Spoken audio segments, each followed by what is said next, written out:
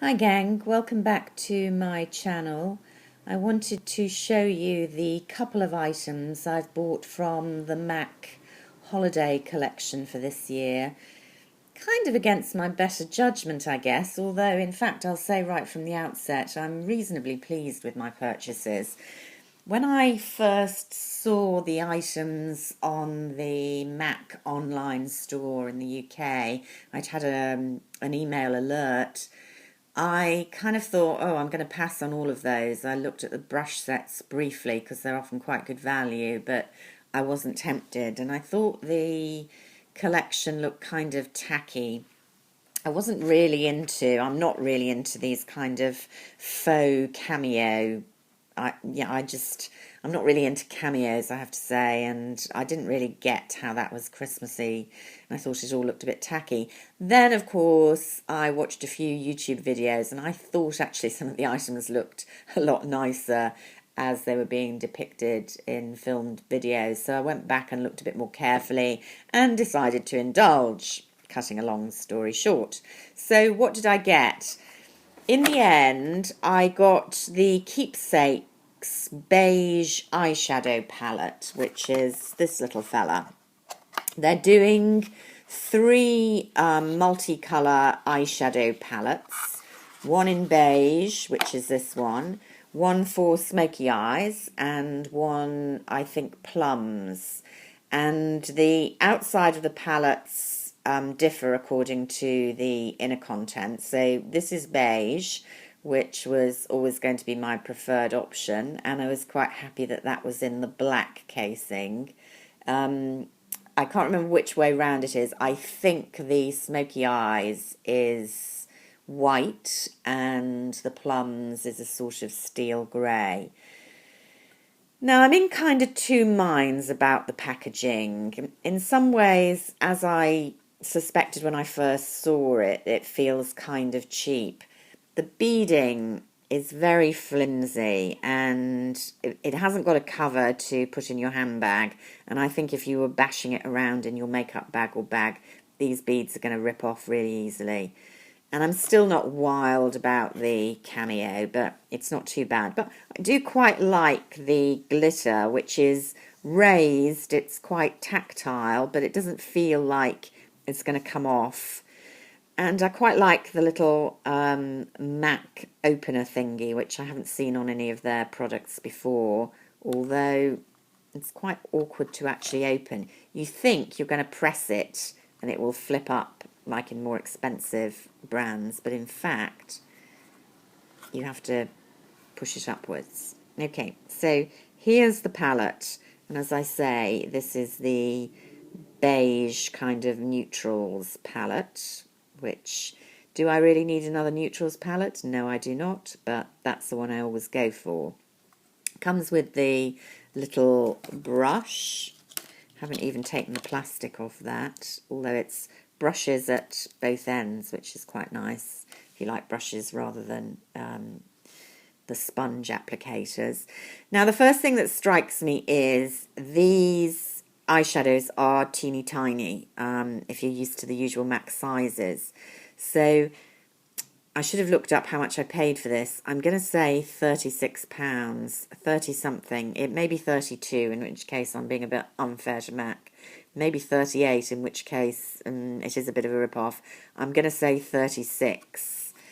Now, does it tell us? Yeah, there. Look at this. 0.4 grams, which for those of us who are not good with metric, is 0.0.14 US ounces. So they are really pretty tiny sizes. Now, that's not a terrible thing for me because I never finish up palettes.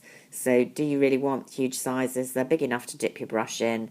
So, you know, I'm okay with that. What about the colours? I picked this one partly because I hadn't got any of these actual shades, apart from, I think, one. Again, sorry to be going back and forth. They're called Mistress, which is a matte, Sweet Sovereign, which is a luster, Fair Maiden, a luster, Tempting, which is one of the regulars, but I don't have, is a luster, Omega, which I do have, is a matte, and it's my preferred eyebrow shading colour, so quite happy to have that again in a palette. Quintessential, a Frost, Mystery, S. What does S mean? I don't know. Night Whisper, V, Volux Pearl, I'm guessing, or Volux, whatever they like to call it these days. So, how do they swatch? Well, here's a matte, swatches quite well, nice creamy bone coloured, good basic cover. A bit of shimmer here, not brilliant consistency for that fella, but quite a nice pretty highlight colour. Much warmer goldy gold here, again not the best consistency. This one here feels very grainy, but actually gives quite a good colour payoff. I quite like that bronzy, glittery shade. Yeah, not brilliant, but okay, I guess. And then down at the bottom, here's Omega, which is a very useful shade, even if you don't use it as an eyebrow fill-in. It's a really good basic matte shade. Not a brilliant colour payoff for that one there. Then a nice texture, feels really good. Good colour, basic, darker brown. And a very, very buttery, very dark brown, which I prefer to black as the darkest shade. So, can I do this? There we go.